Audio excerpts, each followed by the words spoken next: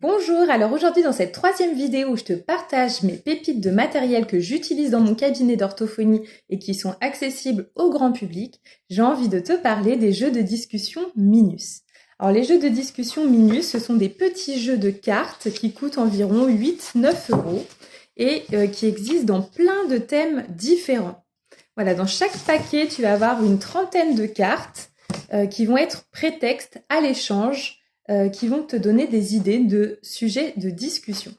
Donc par exemple, si je prends le thème pour ou contre, voilà, donc ces jeux de cartes, ils sont destinés aux enfants à partir de 6 ans. Moi, je vais plutôt les utiliser pour les enfants de fin de primaire et voilà, pour les collégiens. Donc, pour le thème pour ou contre, tu vas avoir par exemple pour ou contre les rois et les reines. Et chacun va pouvoir donner son avis.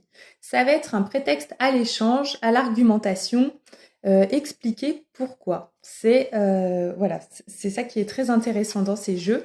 C'est le but, c'est de pouvoir échanger entre la parent et enfant. Moi, je l'utilise dans mon cabinet d'orthophonie, mais vous pouvez aussi l'utiliser à la maison, voilà, pour échanger sur plein de thèmes.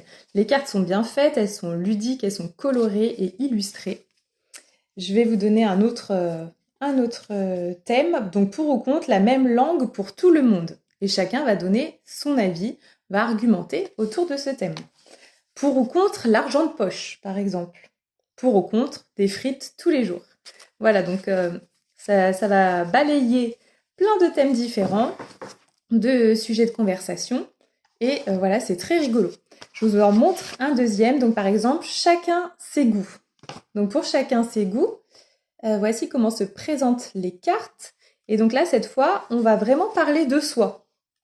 Donc, est-ce que tu préfères les sardines ou les huîtres? Il faut faire à chaque fois un choix. Est-ce que tu es plutôt lever du soleil ou coucher du soleil? Est-ce que tu es plutôt glace à l'eau ou glace à l'italienne? Voilà, et là, on argumente, on parle de soi. Ça va permettre d'apprendre à se connaître et d'échanger, voilà, pour expliquer un petit peu ses goûts. Voilà, donc ces jeux de discussion, ils sont très très chouettes. Donc soit on peut faire une carte et ça va être extrêmement rapide, on peut faire tout le jeu de cartes d'un coup. Ça peut être utilisé par exemple en voiture pour occuper les enfants.